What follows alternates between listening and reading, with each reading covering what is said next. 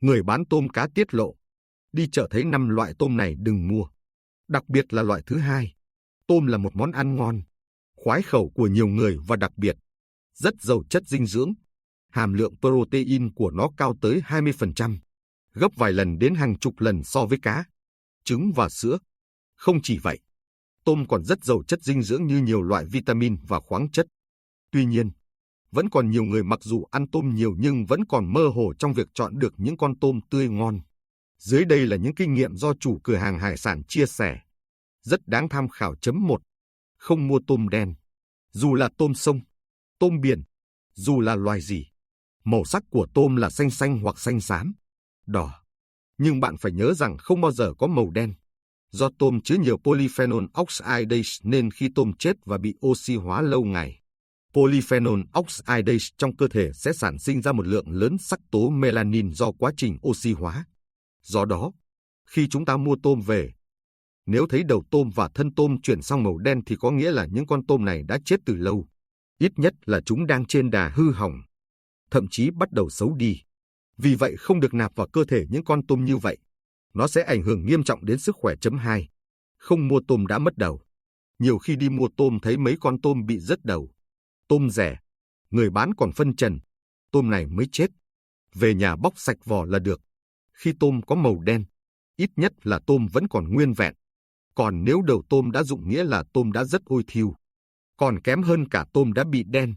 Vì vậy, khi mua tôm, các bạn nhớ đừng ham tiền rẻ mà mua phải loại tôm bị mất đầu này nhé. Bạn phải biết rằng tôm là thực phẩm giàu chất đạm. Một khi tôm chết nếu không được nấu chín hoặc đông lạnh kịp thời, tôm sẽ rất dễ bị hư hỏng và thối rữa. Vì vậy, dù có rẻ tới đâu cũng không nên mua loại tôm này. 3. Không mua tôm có mùi tanh nồng. Trước hết, ngoài việc đầu tôm không bị thâm đen và không bị rơi ra, bạn hãy chú ý đến mùi của tôm. Nên nhớ dù là tôm đông đá nhưng nếu chất lượng tôm cao thì chỉ ngửi thấy mùi tanh thoang thoảng. Nếu là mùi tanh nồng nặc thì chắc chắn là tôm không tươi rồi. Điều này đúng cả với tôm tươi và tôm đông lạnh. 4.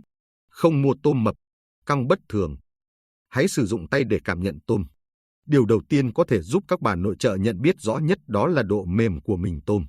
Mình tôm bơm tạp chất thường mập, căng bất thường, nhất là đốt nối giữa đầu và thân. Mập đến nỗi các đốt trên thân tôm gần như bị giãn ra. Tôm bị bơm tạp chất thường có mang cứng. Trong khi đấy, tôm bình thường không tạp chất có thân mình mềm và cong. 5. Không mua tôm bơm xòe đuôi, nhô đầu, gai vểnh. Chỉ bằng mắt thường bạn có thể nhận ra ngay tôm bị bơm hóa chất với những đặc điểm bề ngoài. Tôm bơm tạp chất thường xòe đuôi, nhô đầu, gai vểnh.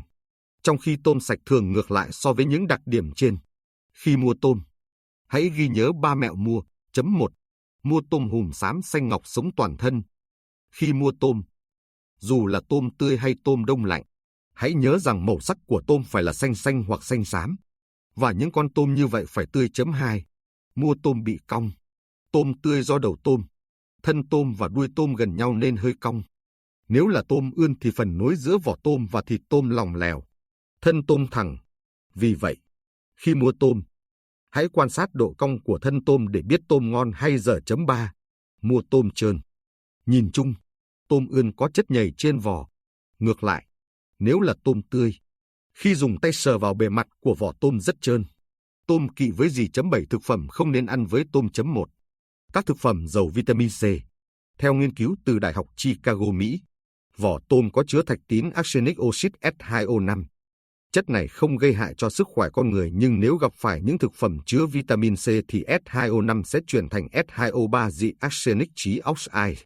Chính hợp chất này khiến cho sức khỏe gặp phải một số vấn đề như tê liệt mạch máu nhỏ của tim gan, thận ruột. Nặng hơn có thể gây xuất huyết tai, mắt, mũi, miệng. Trường hợp xấu nhất có thể gây tử vong. Một số thực phẩm chứa vitamin C như ớt chuông đỏ, mướp đắng, táo tàu, kiwi, súp lơ trắng, dâu tây, cà chua, dưa lưới vàng, khoai tây, đu đủ, ổi. Nhớ tránh sử dụng những thực phẩm này cùng lúc với tôm nhé. 2. Thịt heo, thịt gà. Theo những bài báo khoa học trong chuyên ngành cho rằng, tôm và nhóm thịt lợn, thịt gà đều thuộc thực phẩm có công dụng làm ấm, bồi bổ cho sức khỏe. Nhưng không nên dùng chung với tôm vì chúng tương kỵ ngũ hành. Trong thịt lợn chứa nhiều protein, Nếu dùng với tôm dễ gây kết tủa lượng đạm khiến người ăn không thể hấp thu được, dẫn đến lạnh bụng, khó tiêu, rối loạn tiêu hóa. Ngoài ra còn làm giảm chức năng của gan và thận. 3. Bí đỏ. Tôm chứa nhiều nguyên tố vi lượng, nếu ăn cùng bí đỏ có thể sẽ sinh ra phản ứng với pectin có trong đó. Theo Đông y, bí đỏ có tính hàn, vị ngọt, còn tôm có tính ấm, vị ngọt, mặn. Nếu kết hợp hai loại thực phẩm này với nhau sẽ khiến cho hệ tiêu hóa của bạn chịu nhiều áp lực, khó hấp thu, dẫn đến bệnh kiết lỵ, rối loạn tiêu hóa. Kiết lỵ là tình trạng ruột già nhiễm trùng do vi khuẩn Shigella hoặc Entamoeba. Một số biểu hiện thường gặp ở bệnh này là tiêu chảy nhẹ kéo dài, hoặc trầm trọng hơn là lỵ tối cấp. 4. Đậu nành và sản phẩm từ đậu nành. Đậu nành và nhóm sản phẩm từ đậu nành chứa nhiều protein và canxi. Trong khi đó thịt tôm cũng chứa lượng lớn protein. Vỏ tôm thì chứa nhiều canxi. Vì vậy, nếu sử dụng hai loại thực phẩm này cùng lúc dễ khiến bạn bị khó tiêu, đau bụng, tiêu chảy. 5. Trà. Không nên uống trà sau khi ăn tôm vì tôm chứa nhiều canxi, còn trong trà thì chứa một hàm lượng axit tannic nhất định. Hai hợp chất này nếu kết hợp sẽ tạo thành canxi không hòa tan.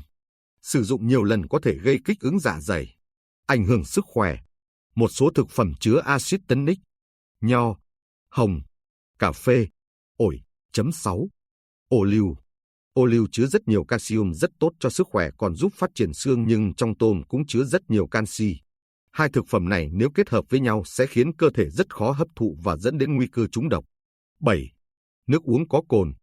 Nếu kết hợp ăn tôm cùng những thức uống có cồn sẽ dễ tạo ra axit uric trong cơ thể. Loại axit này nếu ở hàm lượng cao sẽ là nguyên nhân dẫn đến bệnh gút. Chất purin có trong thịt tôm khi vào cơ thể sẽ hình thành axit uric. Tiếp theo đó là các loại đồ uống có cồn khi vào cơ thể cũng sẽ chuyển hóa thành axit lactic, gây ức chế sự bài tiết axit uric ở thận, dẫn đến việc tích tụ nhiều axit uric trong cơ thể.